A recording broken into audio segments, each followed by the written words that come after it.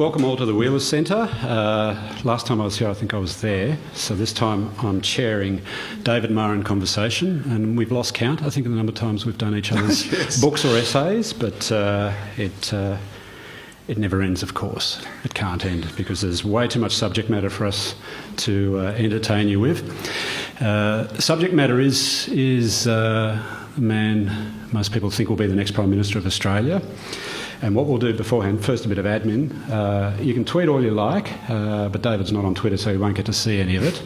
But at the very least, turn your phones on to silent so we don't hear a loud clanging noise at some point, or work out that your phone has a Led Zeppelin riff on it or something as the calling sign. We're going to do about a 45-minute chat, and then we'll give you a chance for questions from the floor. No topic is off the record tonight, I think. We might go for... well, this is a public event, therefore it is on the record. It is on the record. It's all on the record. Unlike an interview with Tony Abbott. Yes. And that's actually the second question. You've jumped the gun on me. Sorry. Now, just to give you a bit of background, if you don't know about my location in the media, I work out of the Melbourne Bureau of the Australian, and I sit next door. I share cubbyhole space, but not the same cubbyhole. We've got adjacent cubbyholes with Greg Sheridan, the foreign editor of the Australian, a lovely bloke, and even though he's moved to Melbourne, he's still keeping an eye on matters to the north of the Murray. He wouldn't know, because my name wasn't mentioned in any of the blurbs as the interviewer tonight, he wouldn't have known that we were hosting this event tonight, but he has, via process of ESP, sent me a memo in this morning's paper. He's the Tony Abbott that he knew is not the Tony Abbott he thinks David Marr reported on in the quarterly essay. I'll get you to address Greg Sheridan via the chair. There have been a number of unwise defences of Tony Abbott this week, and one of them was Greg Sheridan's this morning, in very broad terms about how Tony would never be aggressive. What were the exact words he used towards the end of the piece? It's quite moving in its way. Okay. I knew Abbott very well. They were best friends at uni, actually, and they still are very close. But he maintains as a journalist a professional distance from him in his reporting career. No, I'm serious. Greg is one of the good guys. I knew Abbott very well, and he was never, ever violent. He was a good bloke then, he's a good bloke now. Marr's dishonest and obsessive agitprop is a fraudulent caricature that manages to reverse reality at almost every point. But I'll let Marr in on a little secret. There was one reason the left really hated Abbott. It was because he won. I wish I could manipulate language in that way. Obsessive agitprop. It's so old-fashioned. And it's very, very, very unfair. And one of the things that I look at in the essay is the way in which Abbott was, and I quote some contemporaries of his, roundly hated by those he beat. Because he did win. He did win. Now we're talking competition now, as opposed to... We're talking about... violence impugned in the 1970s. Yep. In the 1970s, in the wild politics of that time, Tony Abbott was a hated figure and a loved figure, and he won. Eventually he won the presidency of the Sydney University Representative Council, the purpose of which was, plainly stated by him, to wreck it. He won it to wreck it. That was his objective. And it was, for me, an emblematic victory in his career. He put an enormous amount of skin in the game. He was quite willing to be hated on the way. His objective was wreckage. He wanted to wreck the SRC's funding base so that it could no longer fund left-wing activities. He was working as a fully enthusiastic and completely committed follower of B.A. Santamaria. He was a DLPer, and he was part of the DLP Democratic Club. And he won. He won. Interestingly, he didn't get really anywhere. He got there, he got into office, And he was responsible for, there may be some people in this room who remember those wild times, he was responsible for the referendum at Sydney University which broke links with the National Union of Students. And that was a movement that was going on in campuses across Australia. It was a real political achievement. But what he really wanted to do was stop the university collecting fees for the Students' Representative Council. He wanted to make membership voluntary. He was unable to do that. The university wouldn't do it. He was on the University Senate as a student representative in his second last year at university. The university wouldn't do it, so he flounced out of the Senate and resigned from the Senate, and he waited, and he waited, and he waited, and the Howard government did it eventually, something like 25 years later. And it was a generation of students who had all been united in all of that. It was Erica Betts, it was Peter Costello, it was Tony Abbott and a few others, and they finally finished their work 20 or 30 years down the track. And the point of it was to get money, to make sure that money couldn't flow to left-wing causes. And the principal left-wing cause that was animating most of them was support for Palestine, which didn't really interest Tony much at all. He was passionately opposed to gay liberation, lesbian, any sort of support for lesbians, and passionately for John Kerr, and passionately for the uranium industry. They were the main things that he wanted to make sure couldn't be funded by students. Now, the reason why you begin, and we'll get into the detail of what Greg Sheridan is alluding to, that he says didn't happen. The reason why you begin with the student activist on the university campus is, do you think that that's the place that people haven't looked? Why did you start there? Well, it's fascinating in itself. I think it's the proving ground for him. That victory, that becoming this unbelievably unpopular bloke on the campus who did the political organisation necessary, put all the skin in the game and got the presidency of the SRC, is to me the emblematic Tony Abbott. I think he's still very much that guy. And I think also he takes from that time the world outlook that he picked up from his passionate commitment to the DLP. Now, he is not now, but he was then, of the Santa Maria sort of notion that the world was on the lip of doom. For Santa Maria, in the middle of the 1970s, the world appeared to be about to fall apart. There was the pill, there were working mothers, there was, the outbreak of individual rights everywhere, there was gay liberation, there were a whole range of things. The world was going to hell in a handcart. Now, Tony Abbott is not now as passionately afraid of the survival of the world, but he is scared. He has a sense of the fragility of society, the fragility of what he calls Western civilization. He wonders how the whole thing holds together. And for a very long time, when asked by journalists, what's the main sort of challenge facing Australia, he has always said, cohesion. Cohesion. Now let's place it in context. We're discussing, and your essay begins with the Tony Abbott of on campus, so late 70s. Yeah. Pretty violent decade by Australian standards. Australia's a fairly cohesive society, but that was the decade that you probably don't want to look at for a look into Australia working. It didn't work that well as we had industrial disputes, we had stagflation, we had the dismissal. It was a really terrible time in Australia. Yeah, so especially the late 70s. So these are formative years for Tony Abbott. Yep. Now, if I take Tony Abbott a couple of years forward, we've also got Julia Gillard's intake at Melbourne Uni, and then a couple of years later, not that I've got anything to do with this, people like me hit the campus. I could tell you what a good Greek kid did when they turned up at uni. They arranged their tutorials around their day job. So I spent 2 days a week at uni and 5 days working. Student politics was the least interesting thing happening to me on campus. What is it about Gillard and obviously Abbott? We'll try and bring them both together because they're of the same time. What is it about those middle class Aussie kids, although both of them were born in Gillard was Britain. not. It's not true to say that Gillard's middle class. But Tony absolutely was. But why would the first thing that occurred to you in university life in those days would to get straight into politics? Because essentially what they were doing was beginning a very, very long association with a particular form of... And both of them, though several years apart, were engaged in the struggle for the soul of the National Union of Students. And for Abbott, it was a religious mission. This was a religious mission.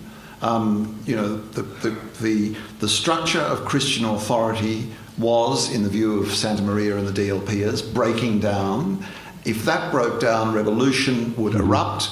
It would be Paris 1968 all over again across Australia, and this was a future generation of Australian leaders being led up the garden path by Marxists, and it was just doom, doom, doom, doom, doom. That wasn't the outlook for Julia Gillard. Gillard was coming in later. Julia Gillard was coming in when the National Union of Students was pretty much on its last legs, but she was fully enrolled in that fundamental issue of opposing Palestine. So Julia Gillard, from the word go in her political career, has been a great supporter of Israel, a great opponent of Palestine, and she was also of the view that issue had no place in student discourse. Life. And of course, so the two of them have come at it from completely different political perspectives, but the same conclusion. With an oddly common purpose. Yeah, a very common purpose. And this is the phase where the radicalisation has been taken out of the country, beginning at the campus level. Of course, we had big reforms in the 80s that took it out of the real economy and the society as well.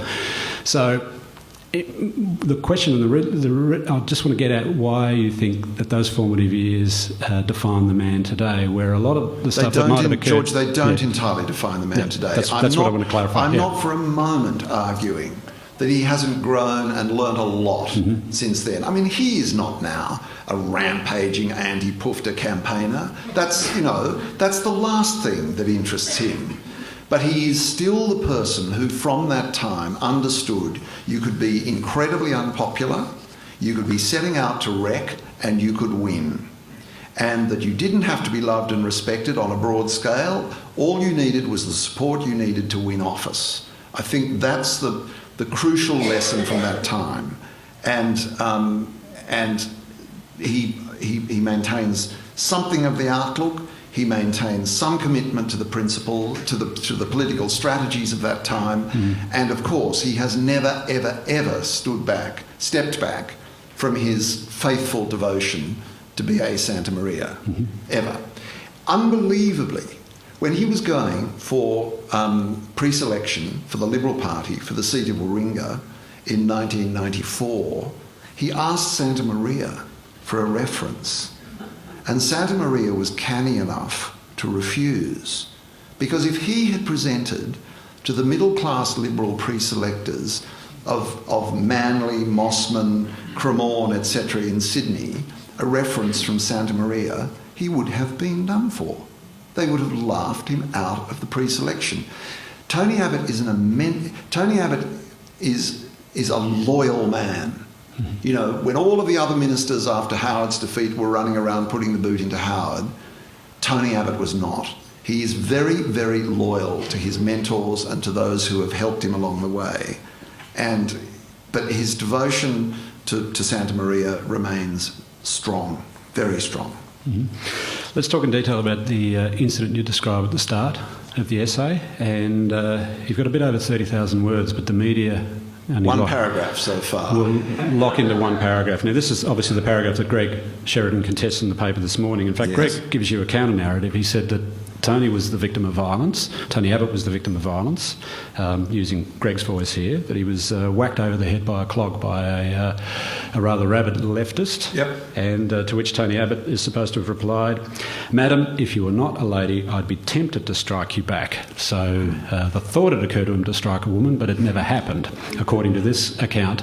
Now, let's go through the details as I say, there's a First, quite there a very was aggressive piece in the paper today that says you were wrong, Yep. and that you haven't checked it. You haven't checked enough with enough of the people who were there at the time who would have been able to talk you out of even using that line in the essay. There was violence at the time, and Peter Costello indeed did have his arm broken. The first photograph of Peter Costello that was ever to appear in the press is Peter in his pyjamas in bed, recovering from a broken arm. There was violence violence from Maoists in particular. It was an incredibly ugly time. Incredibly ugly time. Tony Abbott was a provocative figure at an ugly time. Now, I think we're just a little bit early to be saying anything completely definitive about this, but the newspapers will be interesting in the morning. These broad terms of defence of Tony Abbott that have appeared in the press, in the Sydney press, the Australian and the Melbourne press over the last few days, have provoked some people who maintain very, very unhappy memories from 35 years ago to come out about Tony. I have no doubt he punched the wall beside Barbara Ramjan's head, no doubt. And I think that Tony's supporters should have been a little more careful in the terms in which they support him, is my view. It would have been open to Abbott to say, it was an ugly moment, I regret it. I don't do that sort of thing these days, which is absolutely true. But he has issued a blanket denial. And you're satisfied that the alleged incident occurred? I'm satisfied the alleged incident occurred. I'm satisfied the incident occurred. You're out of the media now, I'm still in it, so that's why the word alleged appears in my... So And puzzled why people should write in the way that Greg has written in the Oz and Gerard Henderson has written in the Sydney Morning Herald. Because there are just so many people around who remember Tony from those years. Now, that doesn't go to the particular incident, but there are so many who remember Tony from those years. But tell me, And I say he's grown up. I was about to ask, do you think it's such a big deal? I am not the one who is making trying to turn this into this week's political crisis. I think that is exaggerated and absurd. I really do. I think that the beating it up in the way that's happening in Canberra at the moment is absurd, and I think that the defences being advanced for Tony are absurd as well. I am the reporter. I have written of this. It is there. I'm satisfied it happened. And other people are just going overboard about it. Whereas I think people should be concentrating on the exquisite analysis, the beautiful storytelling, the unrevealed aspects of Tony Abbott's life. Don't worry, I'll give you a chance to do all that too. But seriously, you didn't, the old news hound in you didn't say everyone's going to focus on this? George, I'm not sure that I'm much of a news hound. But yes, obviously I thought people will take notice of this, but that it should, for the first few days, kind of swallow the essay, I find extraordinary. But of course, the Labor Party is wanting to represent Tony Abbott as an out-of-control kind of biffer, and the word biff is back in the political... I don't believe that accurately represents the Tony Abbott of today. When Abbott became Leader of the Opposition in late 2009, the Labor Party was swilling the champagne because they believed that he would break out, break down, break up, be swinging his fists, be saying the most ludicrous things. They believed he was a winner for them. But with superb discipline, he has taken his party, which at that stage stood essentially in late 2009, if there had been an election, Tony Abbott and his party would have been routed. And the thing that puzzles you and me is why in God's name did Kevin Rudd not have the double dissolution election in early 2010, which he had told his own party leaders he was going to have, but which he got scared and run away from? Well, part of the answer to that is Tony Abbott. Got in his head. He did. He got in his head. He got in his head. An absolutely first-class achievement for a Leader of the Opposition. And with great discipline, he has got his party today into a position where, if an election was held tomorrow, it would seem that he would rout them. And that's his achievement, superbly disciplined, and makes him, I think, isn't he the most successful leader of the opposition in the last 30 or 40 years? That's a very interesting question. Up to this point. Yes, up to this point. Now, that is a very interesting question, because one of the notes I took as I was reading your essay was you assert this the most successful opposition leader up until this point for the last 30 or 40 years. By definition, our frame of reference is Whitlam. Whitlam inherited a Labor Party after the 66 rout, which was the single worst election result for Labor outside the catastrophe of the 1931 election, when the Scullin government was ousted in a single term. Whitlam was able, over the course of 2 terms, which is almost the equivalent period that the coalition have been in opposition Nearly now. won in 69. Nearly won in 69. In fact, did win the popular vote in 69, didn't win enough seats. Now, everybody to this day says that it would have been better government if they'd got in 69 rather than 72, because they wouldn't have had an oil shock in 73 and they wouldn't have gone nuts chasing loans from Kemlani and a few other things. But Abbott's story is not dissimilar, but of course Whitlam had to make the case for change, and he had to make Australians look forward to a change in government. Yeah. Now, this is the missing ingredient, and you allude to it in your essay, but it's the thing that continues to fascinate me about politics. This federal Labor government was written off a couple of years ago, and it was certainly written off by the time your last quarterly essay number 38, Kevin Rudd Power Trip, was published. They were already ready to move on from Kevin Rudd. Labor, of course, executed a coup overnight, gave them just enough breathing space to go to an election. They were going to win it before the leaks started, and then a couple of weeks later, Labor had to form a minority government. We hadn't had one of those for 70 years. Now, is that about Abbott up to that point, or is that about Labor? You've obviously covered both sides of this particular story in your quarterly essays. You know, at which point is Abbott's success Abbott's own making, and how do you disentangle the fact that Labor had a crack up? My view is that it was a disastrous move of the Labor Party to sack Rudd. I'm with John Howard. Rudd would have won another election easily, but Abbott spooked Rudd, spooked the party, and they got rid of Rudd. But I think the narrative to look at is young Tony Abbott as press secretary to John Hewson. Right. Because Whitlam made his case for change by going out there for 6 or 7 years arguing for the transformative agenda that was necessary for this country, and convincing this country that he could be trusted and that it was worth carrying out. The notion of putting it on the table and arguing about it well before an election remained the rule in Australia till Hewson. There was Tony Abbott. Tony Abbott helped turn Fight Back into English. He helped write up Fight Back.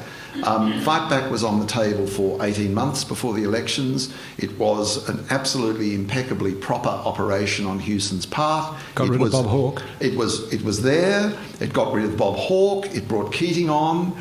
Keating's job was to defeat a proposition which Keating was actually deeply attached to, the notion of a goods and services tax. And at the last minute, I mean, on the Thursday of election week, John Hewson was still winning. Somewhere between the Friday and the Saturday afternoon, he lost that election. Tony Abbott was there. He was in the office. And he was right there when the new rule of Australian politics was put into place, which is you hide what you want to do. You hide what you want to do. You hide what you want to do as long as you possibly can. And that's kind of the operative principle of this man. And he's given a number of speeches in which he's talked about the experience of Hewson's office and the need to actually mask your principles if they're unpopular, and to mask what you're about if it might deter votes. He said this. I mean, he's an amazingly candid man. It's all on record. I mean, he was speaking a couple of years ago to a dinner for the remnant DLP, and he was talking. I mean, if you've got principles that scare people, you've got to hide them. It's all there.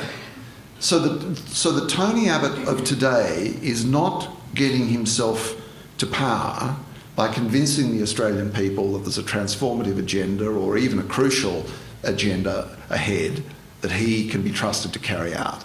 He's getting there by wrecking, which has been his modus operandi all his life. His MO is wrecking. And that's what he was doing on Sydney University campus. He was doing as a paid organiser for Australians for Constitutional Monarchy to stop the Republic, and he was very, very good at it.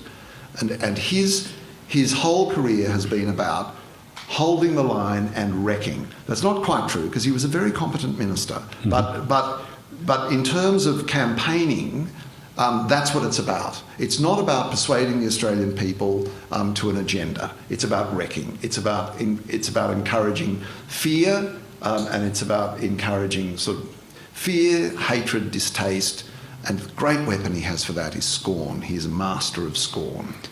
Now, we're talking earlier about the formative years, but these, to my mind, are the truly formative years for Tony Abbott, which was that period in John Hewson's office, because he saw Paul Keating get Labor out of the deepest hole that a government had been in at that point, and was able to get re-election there. He's made reference a couple of times since the carbon tax came out that he's just basically lifting Keating's anti-GST lines, you know. Yes. Every time you go out there and do great big tax on everything, it's very Keating. And then John Howard, of course, did the small ball strategy in '96 to beat Keating after 13 years of Labor government. So in a sense, the two grown-ups that he observed at close quarters, one was his mentor, John Howard, the other was his enemy, Paul Keating. Both of them led him down this particular path, which is opposition's easier than inspiring a population. But then both Keating and Howard still had a different vibe.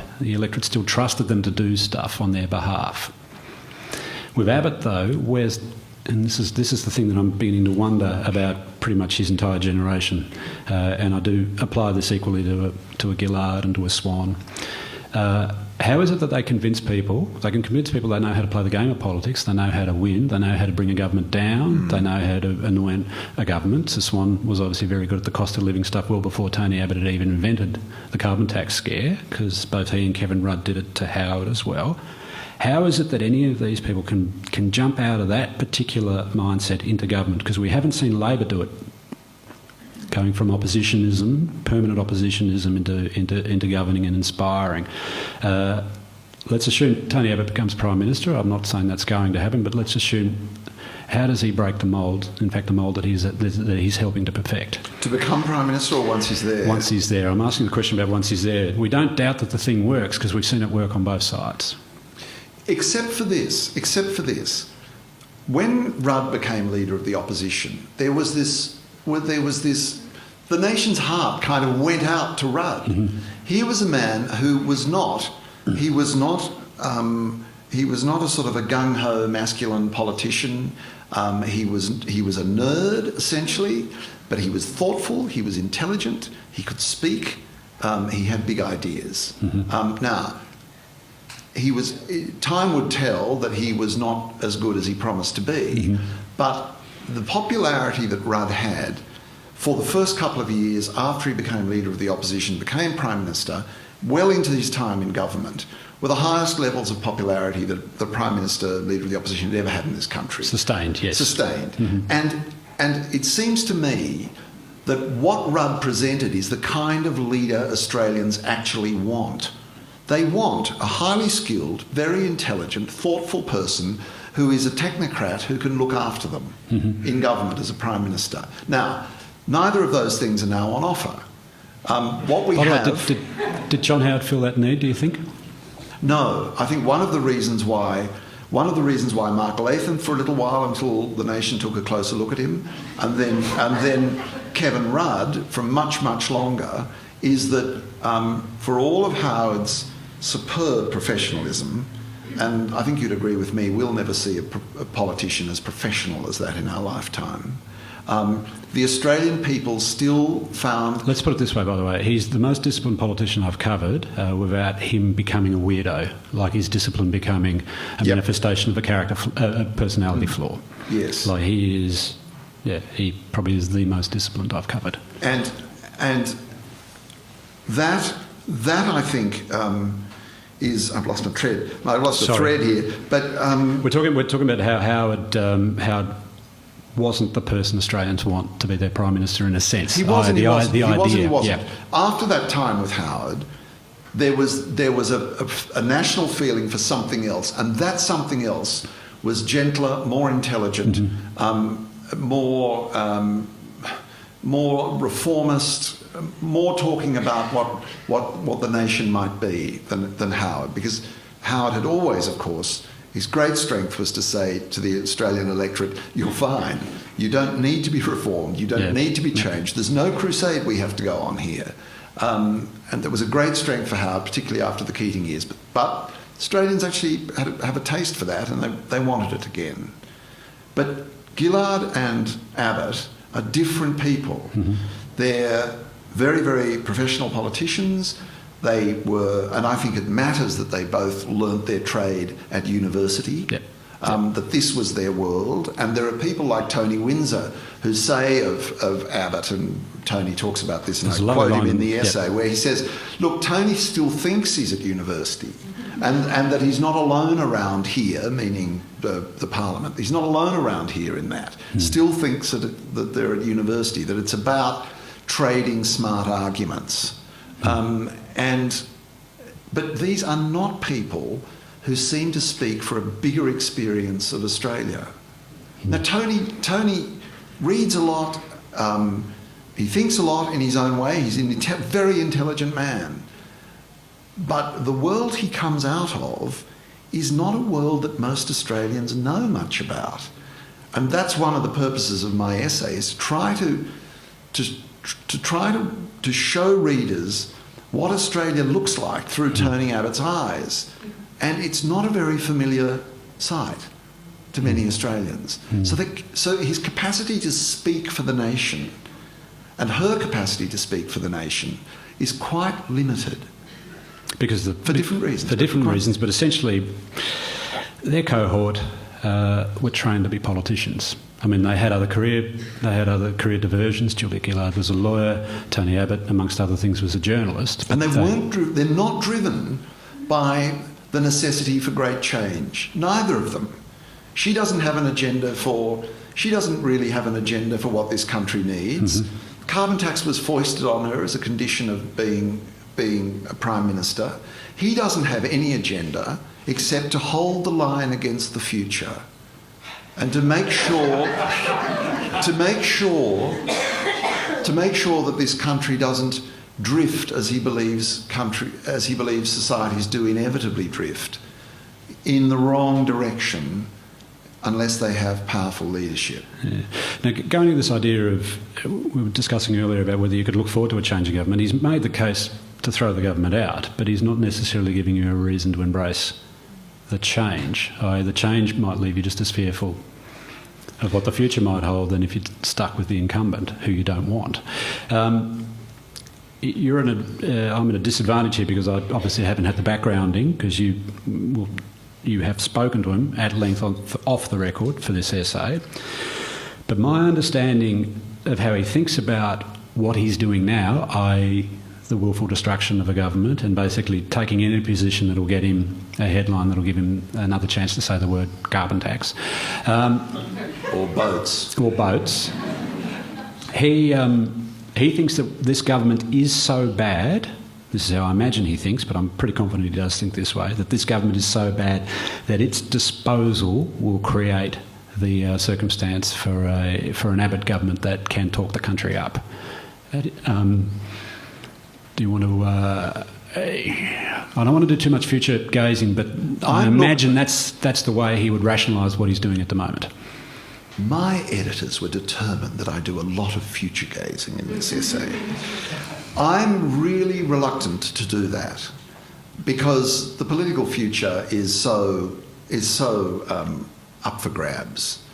But there are lots of things we can know about an Abbott Prime Ministership if it should come. Firstly, if it comes, then his opposition will be as ruthlessly destructive as the opposition that he has been. He will, at least for the foreseeable future, install the notion of the absolutely negative, intransigent opposition. That's an American style. Absolutely oppose everything everything they're doing in order to attack their standing, their competence, their prestige as a government. That will become permanently in place. My view is that he is going to have almost no room for movement anyway, because he has made pledges that are going to cost so much revenue that he's going to be just desperate to try and keep the boat afloat. So that the possibility of stop the boat from sinking, or to stop the boat from sinking, the possibilities of any kind of sort of fundamental shift and change are very, very few. But for me, and this again gets to my fundamental argument about this man, is there are many things about this man, where this man comes from, which is DLP, and the joke is in his own party's ranks that he'll be the first DLP Prime Minister of Australia. But there are the nasties associated with that, which is abortion and that kind of thing. But he knows that he can't do anything effective there. There's a core conservative agenda which the DLPers in the Liberal Party share with the DLPers in the Labor Party, which means there'll be no euthanasia, there'll be no Bill of Rights, there'll be no gay marriage. That area will remain log-jammed, regardless of the fact that the majoritarian view in Australia is that all of those things should happen. That will remain log-jammed. But there's a really attractive side to the DLP, which people forget, which is that it's a working class movement in its origins, and it was also a trade union movement in its origins. It's not in Tony Abbott's DNA to beat up on working men and women. It's just not. And he was one of the opponents of work choices inside the cabinet. He argued against work choices on two grounds. One, that it was bad politics, and he was absolutely right, and the other, that it was unfair, and I believe he was right there as well. And it's the one thing that he will say about the Howard agenda where he will dissent from the praise that he continues to heap on Howard. Work choices was wrong. Now, his party machine is essentially dedicated to the notion that a fundamental purpose of the coalition and a purpose of government is to break labour, L-A-B-O-U-R, is to make labour as cheap as it possibly can be, as flexible for employers as it possibly can be. That's not Tony Abbott's view. A week doesn't go by in your newspaper without some commentator saying, Tony Abbott's got to pull himself together and get a policy that will beat the shit out of working men. It's not just the Australian, though. They do it on the ABC as well. It's not just the Australian, it's everywhere. Now, so far, Abbott has rejected all of that. He has not allowed his party to have as a policy a return to anything like work choices. Question: if he becomes Prime Minister, would he be able to resist the pressures of his own party? Now, when he talks about the principles you keep and the principles you ditch and the principles you hide, it's quite clear that he's not going to martyr himself, and he never has in his career, on behalf of his principles. Principles Abbott and politics Abbott are almost two separate creatures. And he is a very professional, ruthlessly aggressive, populist politician. And he will do what he's needed to do to get power and to keep power. I'd like to be able to say one of the really attractive things about this man is that he will actually protect working men and women in this country. But I can't trust his commitment to his own principles to be confident about that. But if basically he's asking the people to throw the government out because they told a lie over the carbon tax. Oh, more than that. No, but they're boiling it down, and obviously they couldn't stop the boats. Yeah. And a couple of other things. Apparently you shouldn't tax the mining sector, even though the Queensland government's allowed to tax it in extremis.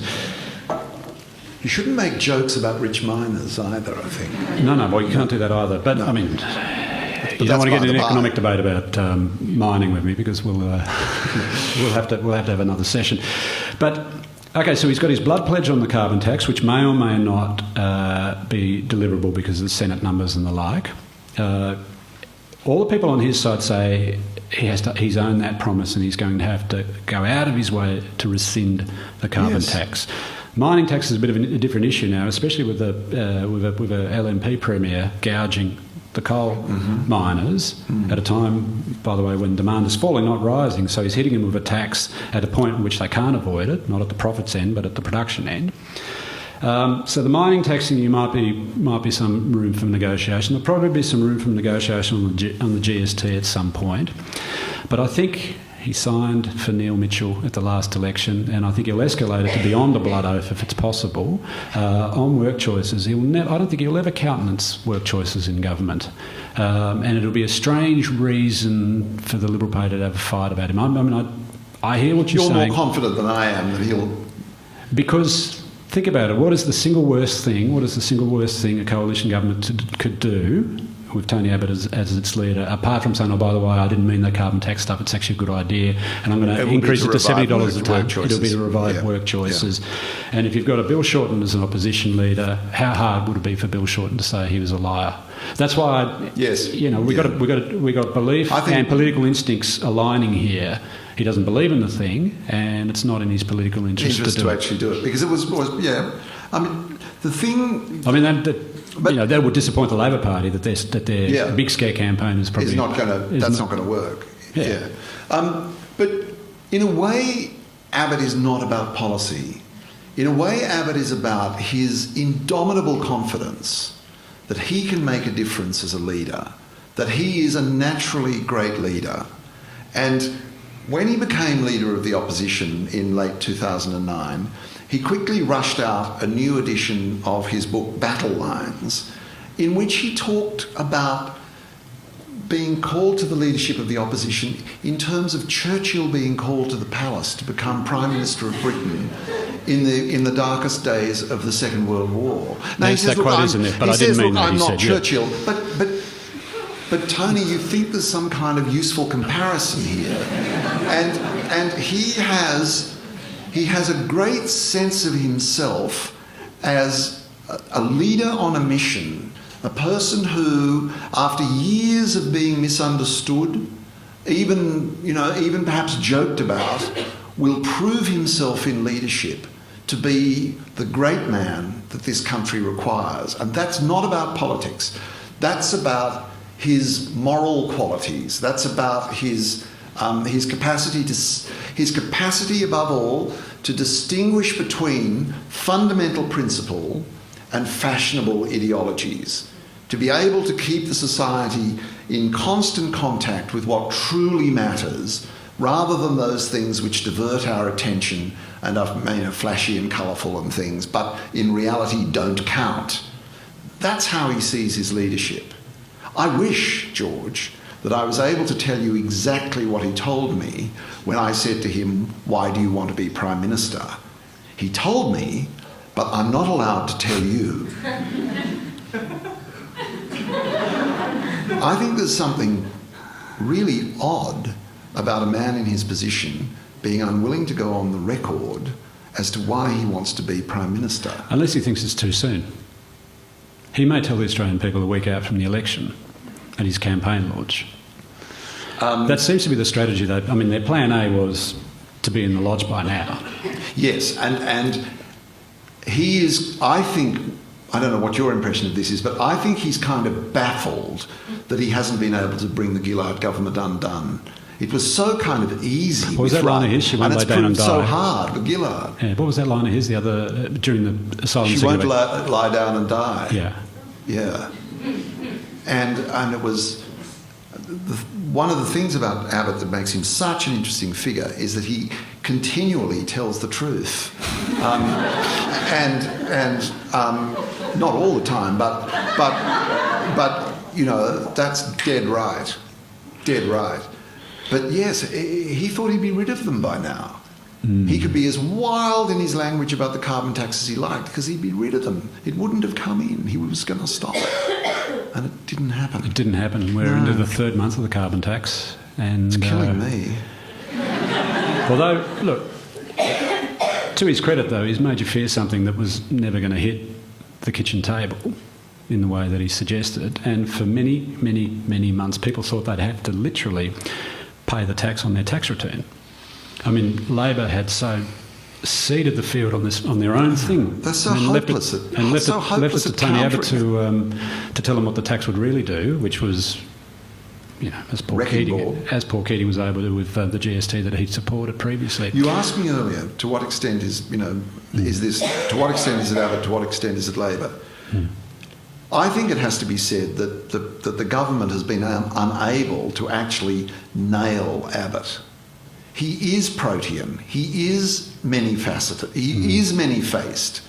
He has a very, very sharp tongue and a very engaged mind. He has been very, very disciplined. He has been uninhibited in his, he's perfectly happy to go out there and wildly exaggerate and maybe pull things back a bit if necessary, if it gets a bit hot. But he doesn't care about it. It doesn't matter. Do you like that in him, by the way? Tell me, reporter to subject matter, how you felt covering someone who clearly has a sense of humour, and he's very funny about himself. Yeah, he knows at some point that it's just a game. Look, part of me really likes it, but part of me is repelled by it at the same time. I mean, I don't actually think that a would-be Prime Minister should be so playful and be so should be gaming it as much as he does.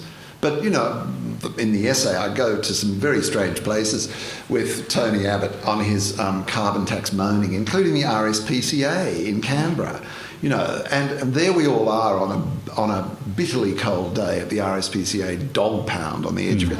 It is one of the dog pound of Canberra is one of the bleakest places in the world, certainly on a winter day. That's on the way to the tip, isn't it? It's on the way to the tip. It is, my colleagues, I mean, I'd never been there in my life, and my colleagues are saying to me, what are they saying? Jesus, David, it's double figures. It's 11 degrees, But there's Tony with sort of with a performer's zeal, hugging the dogs and all of this kind of thing, and patting the rat. There was a woman in the reception had a pet rat called Bijou, which she presented to Abbott as he passed through the foyer. And Abbott's response, as I say in the essay, was fantastic. He leant down, stroked the rat and said, "I suppose I should pay my professional respects." Now that's bloody good. That is really, really good. And so typical of the Sydney Morning Herald to publish a photograph next day of him petting the rat. But your paper didn't do anything like that.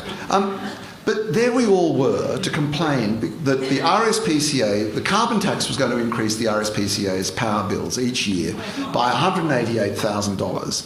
And there was the press gutter. And I decided I was going to be a spectator. Yes. I wasn't going to ask any questions. And my colleagues were taking this, pretty seriously. And, Tony was going on and on about what it's going to mean for the RSPCA. And the local manager of the RSPCA had a few words at the microphone. And as he passed me, having finished, I said to him, "Mate, what's the national budget of the RSPCA?" And he said, $91 million. And we were there to whinge about $188,000 in a $91 million budget. And you think, what are we here for? That's your genuine scoop, by the way. Is that's the genuine scoop? That's the genuine nobody scoop. Actually asked that question except me. And you've never had an economic impulse in your life as a journalist, and you've been able to work out that the carbon tax is 0.00. I'm about as much interested in the economy as Tony Abbott. Which means that I am interested. Good job. Which means that I am interested. But look, the playful side of him, the theatrical side of him, the exaggerating side of him is in many ways quite attractive. But I think the Australian people look at it and wonder, is that how a Prime Minister behaves? And that, in the end, is the challenge that his party faces. His party is very, very popular. The Labor Party is very, very, very unpopular. But so's Tony. And there's no history in this country over the last 50 or 60 years of the Australian people dumping an unpopular government in favour of an unpopular opposition leader. And that indeed is the story of Hewson. But again, of course, it's the story of Mark Latham. It became the story of Mark Latham. Became the story of Mark Latham. Now, there is a huge will in this country to be rid of Labor. But there's a large measure of suspicion about Tony Abbott. And I think that in the next year, somehow or other, Tony Abbott's got to get liked. Because if he doesn't get liked in the next 12 months, it's a big gamble. Yeah. Now, don't you want to finish an essay like this by actually predicting that he'd become Prime Minister, so if he didn't, Gerard Henderson would say you were wrong? Which would confuse Gerard if you had to say it. Look, Gerard and I have accused each other of being wrong from time to time over many, many years. And I have to say to you, occasionally I have been wrong. And I've berated Gerard for things which he was right about and I was wrong about, and vice versa. But I'm really loath to predict an outcome here. As things stand at the moment, as I say in the essay, this very unpopular man is shaping to enjoy a historic political victory. Now, you've got... I didn't flag this in the dressing room beforehand, but the quarterly essay people obviously have a couple of scalps to their name when they've used politicians as subject matters. Annabelle Crabb's piece on Malcolm Turnbull became the template for watching the crack up of Malcolm Turnbull over the Godwin Gretsch matter. In fact, the thing was about a week or two in it between publication and this event. Of course, the Kevin Rudd essay that you wrote landed in the middle of that thing that saw Kevin Rudd fall. That moment of questioning. Now, that was, of course, you didn't have I'll give you a sub-clause here, you didn't have the sort of engagement with Tony Abbott, obviously, that you had with Kevin Rudd on the beach, where Kevin Rudd basically went crazy. No. Well, he yelled at you and continued to yell at you, and you wrote at the end... on the beach we had a great time. Oh, sorry. It was over dinner. Over dinner. It's when he asked me what the argument of the essay was, and I thought, well, I'll tell you, and then he lost his blog. Yeah. Sorry. But on the beach he was terrific. He was even terrific when I said to him, Kevin, I've got a great line to open the essay with. And he said, trudge along the beach. What's that? And I said, it's you saying that the Chinese would rat-fucked the Copenhagen conference. And I can still hear the sound of the sand under his feet. Trudge. I didn't say a thing. Look, with Abbott, I had much less time with him. With Kevin Rudd, all that conversation on the beach was essentially off the record, because if he'd said anything in response to the Chinese rat fucker, I wouldn't have been able to tell you. But I can tell you about the sound of silence, because I don't think the sound of silence is ever off the record. But anyway, with Tony, a lot of interaction on these terrific expeditions to a wheelie bin factory, amongst other places, to complain about the carbon tax. No trudge along the beach, 1 hour together, out of which he only allowed me to quote his belief that he hadn't punched the wall beside Barbara Ramjan's head. That's the only thing. The only usable quote. But everything from that conversation is all through the essay. But it was a very civil exchange. He was terrific in answer to what I thought was some tough and informed questions. He was eloquent. But he or his minders would not allow his name to be put. But as I say, it's all there. It's all there. Now, again, we're getting back to subject matter of these quarterly essays. It was quarterly essay 34, Annabelle Crabb Stop at Nothing, which is Malcolm Turnbull's. Now, I don't need to look the polls up, but the coalition were in the low 30s at that point. The number's very important to this anecdote. Quarterly essay number 38, David Marr Power Trip. They got rid of Rudd, and Labor won that election. Well, they didn't lose it, with a primary vote of 38. Now, the number here is 47 for this quarterly essay. If Tony Abbott gets a primary vote of 47, he's in a landslide, and he could have this thing popped as Prime Minister. So you don't want to call it, but obviously the idea here is to get a look at the person in the driver's seat. Tell me just briefly what surprised you about him that you didn't know, and also what you still wished you'd found out. And I'm not talking in the gotcha space. I'm talking about the thing that still remains a mystery to you about your subject matter. The gotcha stuff is never the most interesting stuff. What I hadn't realised was his deep and continuing commitment to the ideals of the DLP. Now, I've read about that, of course, and it's no secret that Tony comes out of the DLP. But the extent to which his career has been built around these built around his DLP past, but then the extent to which the Abbott of deep values, which he's been so anxious to, from all his political career, he's been saying to people, and he did it in his maiden speech. And from his maiden speech onwards, he has been arguing very eloquently for this deep side to him. I'm not just the junkyard dog. I am a deeply thoughtful, deeply principled person of faith, etc., etc., and he is. Mm-hmm. But what became clear to me in the course of the essay, and I think I've already said this, that it's the fundamental argument of the essay, is that the Abbott of values has never stood in the way of the Abbott of politics. It's informed them, mm-hmm. It's informed them. But when the chips are down, he's what you see. He's don't be too perturbed about the other side of Abbott, the deep and mysterious side of principles and Catholic background and things. The Abbott that truly matters is the working politician that you see, and that for me was a real revelation, because I had imagined that one grew up out of the other, but to an interesting extent, which I chart in there, they're separate trajectories. The values Abbott, political Abbott, separate trajectories. I would, of course, like to know what they're working on policies now, as you know. They're working like crazy behind the scenes to get a bunch of policies together, which will be presented at some time next year. I would love to know what they are. I don't. I would love to know what they're planning that they've got to have a charm offensive next year. Somehow Tony Abbott's got to go on a charm offensive. I'd love to know much more about that. But I asked him the question that I think is the most important question, which is, how can we tell at any given time which of these Abbotts we're going to see? When are we ever going to see the principles Abbott trouncing the politics Abbott? And he gave me a most unsatisfactory answer. So so you obviously confronted him with the duality of his being. Yeah. And of course. Yeah. Did he find? Sorry, we're going to throw the questions in a sec because this is fascinating territory. Was he intrigued by your take on him? You've interviewed obviously a lot of people in positions of authority over the years.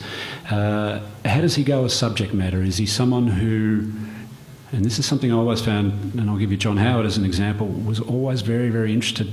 It's part of the game, of course, to find out where you were coming from, but it was always, he was processing a particular view of him that was coming back from his interviewer, even if the interviewer was trying to do it with as clean hands as possible. Did Abbott want to get to know what you thought of him? How did that particular interaction go?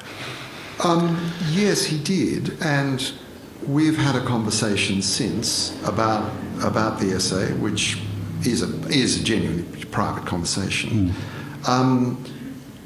I think he was interested in where I was coming from.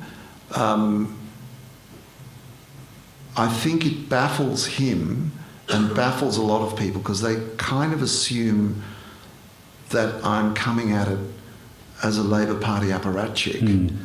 And my own view of myself is that I've earned the right not to be regarded as the prisoner of any political party. But their suspicion, his office is deeply suspicious of anybody who wants to do an exercise of this kind. They think it is going to be motivated by malice. They think its object is to do him harm. My object is to explain him. I am an explainer. I want to show what he is, how the world looks through his eyes. And I think Abbott is a bit surprised by that. But you'll have to ask him what he thinks of the quarterly essay. I will ask him. Now, we've got time for a couple of quick questions. David, I just wanted to ask your key contention about values not standing in the way of politics. Surely in the relation to RU 486, where Abbott didn't take the advice of his department, he rejected that the morning after pill, and then it had to be actually overturned by the senators. It was the first time ever the Senate's had to overturn a regulation. Surely that shows that he is quite a radical. Well, he believes his Catholicism and is prepared to act on those principles. The facts of the RU 486 issue are incredibly complex, and we won't go into them. But you're right to draw attention to it. He was very, very hurt by the argument that he could not be trusted as the Minister for Health, as previous Ministers for Health had been trusted, to deal with the availability of RU 486, and he fought to keep it, and he was defeated. And he was terribly, terribly unhappy about that. Now, that was an expression of his values, and that and the abortion and the rekindling of the abortion debate hover over him to this day and make many women and many men very, very worried about what a Tony Abbott might do.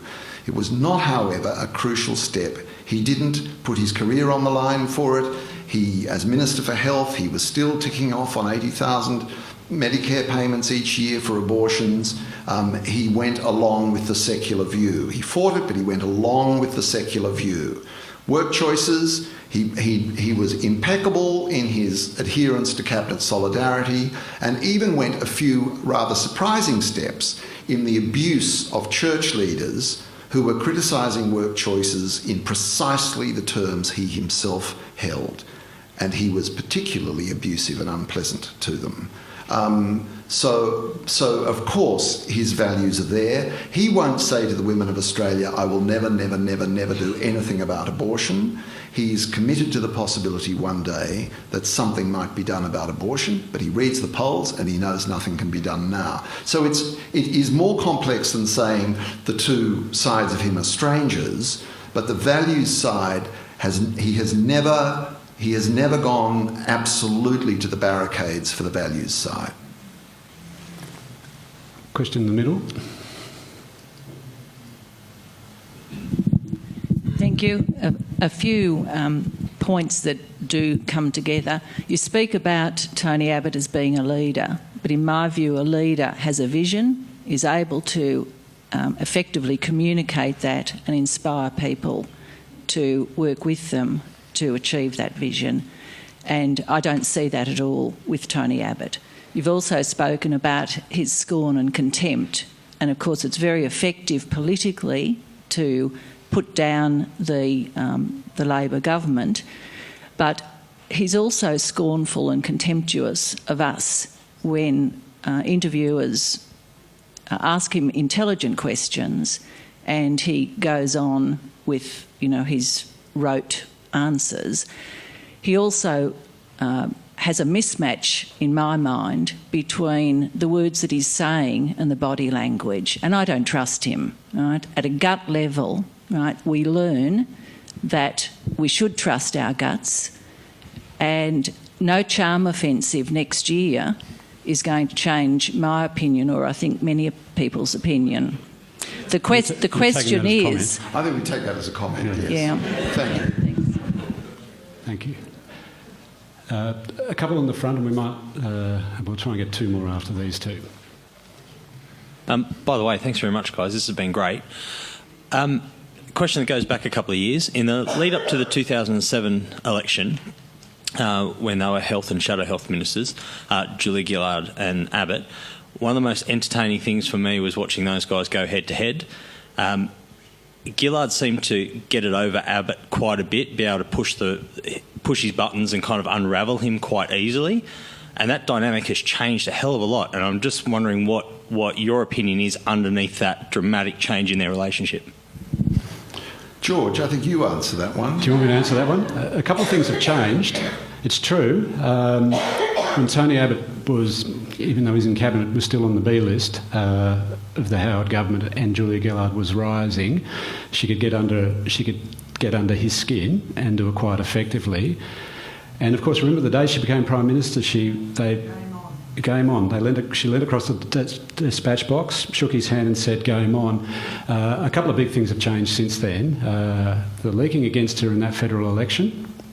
I think she froze anyway under the pressure of that campaign. She didn't crack, but she did freeze, and I think and the other thing is, And this is the thing that we're not really going to know until it's a couple of years from now that we can complete this conversation. The coalition found in the first week of that campaign that they couldn't touch Gillard. Once the leaking started against her and once the pushback came from a particular part of Australia that didn't want a woman as Prime Minister, they found that there was permission given to them by the electorate, and this is the kryptonite that Abbott has so far not resisted. He's handling it, which is to let people say and think anything they want about their Prime Minister. And this has been part of the destruction of this, premature destruction of this government that, you know, when they first came to power in 2007, looked like they'd be here for 10 years.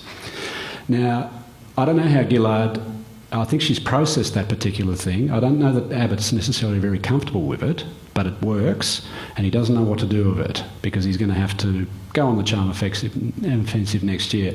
Julia Gillard can't call it out because it looks like whinging. And he can't admit to it because he hasn't done it. Do you know what I mean? Like, this is how a lot of people feel about it.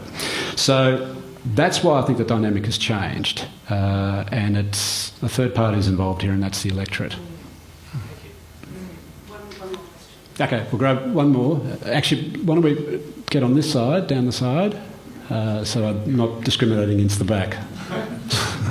So, yeah, exquisite fairness there. No, you're right. Oh, no, you mustn't do that. We've blown all instructions I had here to Thanks to very keep much. this within the hour. My question is, I was just really interested in what you said about work choices and the DLP background and his commitment to that movement coming out of the trade unions. I can see what he's saying there, but for someone who was Industrial Relations Minister, who said things like, better to have a bad boss than no boss, the best protection from unfair dismissal is the chance of another job, don't you think that he could actually be one of the most ideological people and pursue unions in the way that he pursued student unions, even if he doesn't have the political sort of desire to take on the causes that they might stand for? Organisationally, he sees them as a big part of the left the way he saw the student unions, and he'll try to destroy them. No, the unions are not necessarily of the left. Look at the Shoppies. You know, the Shoppies is essentially a DLP organisation as far as I'm concerned, in so many ways. But don't underestimate another aspect of the DLP inheritance, which is an old-fashioned notion that you've got to stand on your own 2 feet, and you've got to take the tough things that life throws at you. That is for everybody except families with children at private schools who need all the help that they can get from the community, from government, in order to back their aspirations. But there is this.